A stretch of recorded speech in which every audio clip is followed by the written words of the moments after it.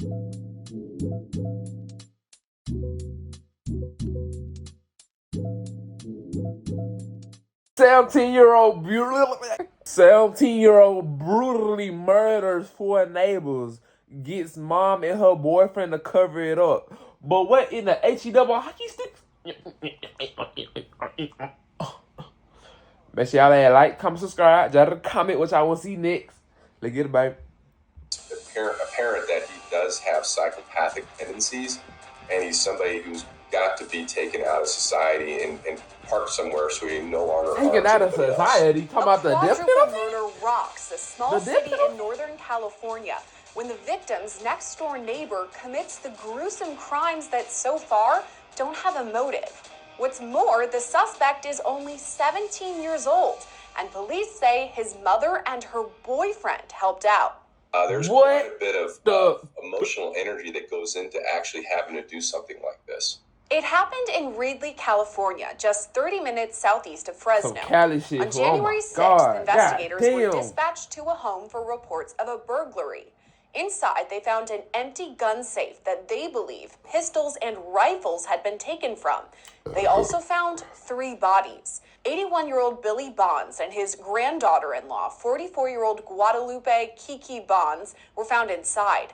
The body of Billy's son, 61-year-old Daryl Bonds, was found in a shallow grave out back. At the time, investigators said 43-year-old Matthew Bonds was missing and at risk. To the top of the water. Matthew was the husband of Guadalupe, son of Daryl and grandson of Billy.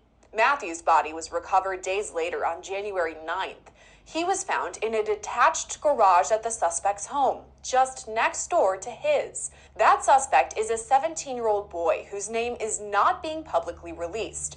Investigators only say he had a prior relationship with Matthew Bonds, but we're still unclear what that relationship may have been. The 17-year-old was charged with their murders, but police say he didn't act alone. His mother, 34-year-old Bryn Curtis, and her boyfriend, 21-year-old Rafael Gonzalez, were both charged as accessories after the fact. According to retired FBI agent Colin Schmidt, it would be unlikely the 17-year-old acted alone. Basically, this crime scene is 4 different places, 4 different victims. It'd be very hard for one person to go from place to place to place to kill all these people. And it appears that it's likely not only he might have had some assistance actually killing the people, but also in planning the deaths of all these people, because there's quite a bit of logistics, so to speak, to having to go from 3 different crime scenes to, and it's not as easy as people think to kill somebody. There's quite a bit of emotional energy that goes into actually having to do something like this. He's the only person right now charged with murder, the murder of 4 people. So how did this 17-year-old go up against 4 grown adults? He's banned from the office and still trying to make America great again. Listen close before this gets taken down. This one 17-year-old go up against 4 grown adults. Well, we can speculate, as far as his objection or his motive as well as his ability, not knowing exactly who the 17-year-old is. It comes down to basically, okay, how big is he? How strong is he? How motivated he was? Was he on methamphetamine or cocaine or some drug that would make him even more, have more adrenaline to kind of get through each killing? As well as the fact where the victims, were they in a state where they were kind of impaired, so to speak? Were they intoxicated? Were they sleeping? Were they on some sort of drugs themselves, which limited their ability to defend themselves? As of now, investigators have released few details about what led up to the murders or the crimes in general. Right now, we don't even know the manners of death, at least according to investigators. They're not releasing it, just saying the crime scene was very heinous. When it comes to something like this, how important is a motive? Well, I think that the situation is completely out of control, so to speak. And obviously, the state of the crime scene is going to be indicative of the motive. Basically, if it's going to demonstrate how much emotion this person had, when he was in there.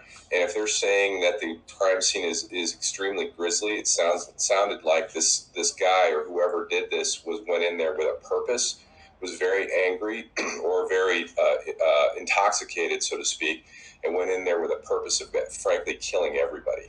For the two adults charged as accessories, Schmidt hypothesizes they weren't originally part of the plan, but pitched in after the victims had already been killed. Likely he came home and he was probably just full of blood. You know, he was covered with blood because of the grisly nature of these murders, and they have a duty to actually notify the authorities, and versus what they probably did, which was helped him clean up and helped him hide the fact that he did this. So that would be the first step of this. And the second step would be they actually assisted him in some way of burying one of the victims, or actually the planning of actually going out and killing all these people. As for the crime scene, investigators are keeping details close to the vest.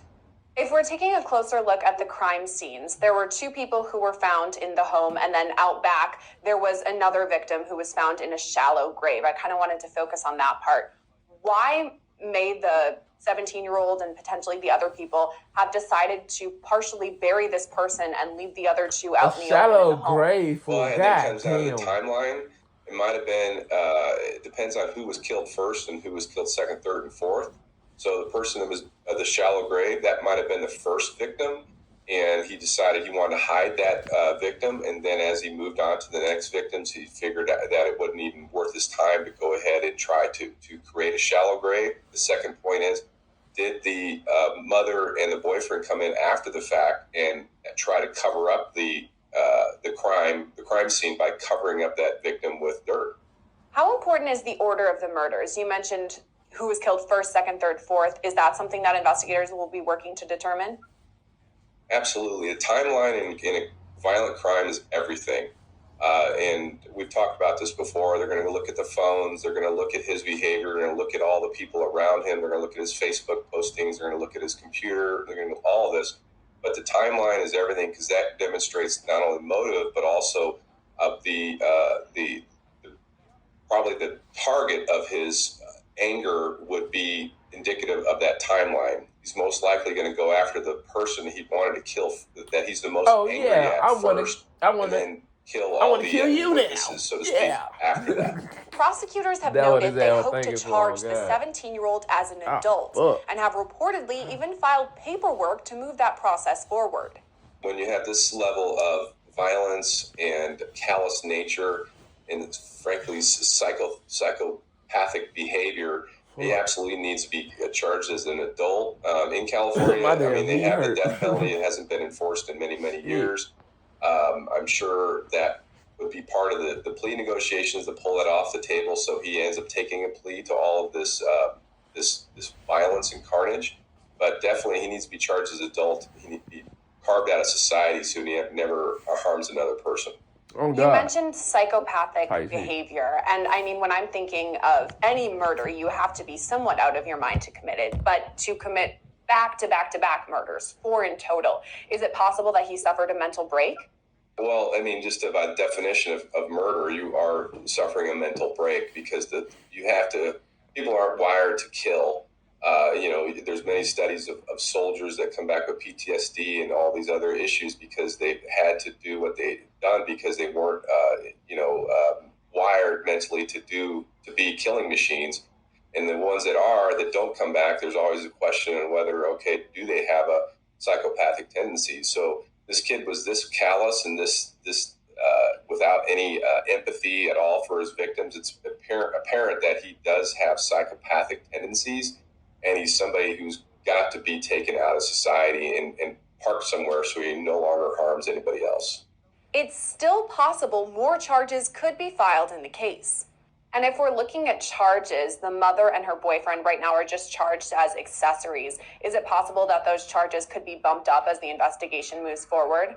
Absolutely. If they're shown they had any knowledge of his intent to do this beforehand, they would charge them with conspiracy or accessory to a murder, where they're going to look at a life in prison as well as he is.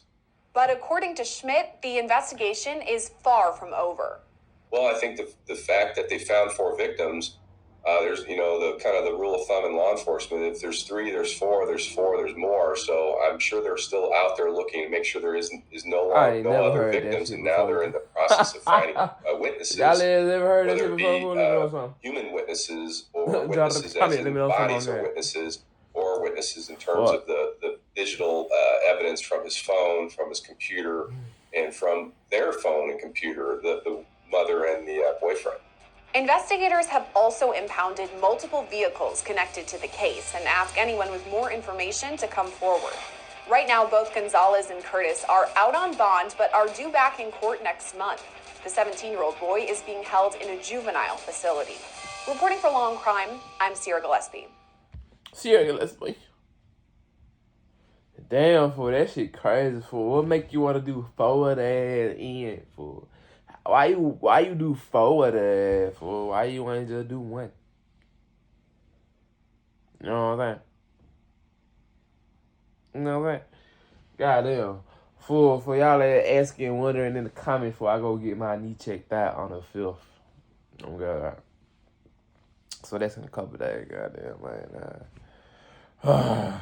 Cause this shit be hurting, fool.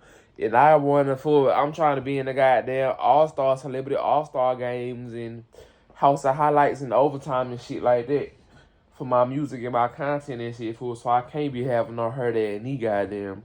This might be a whole little journey and process, fool. But anyway, that's it for this video, goddamn. See y'all next video, fool. Big brr.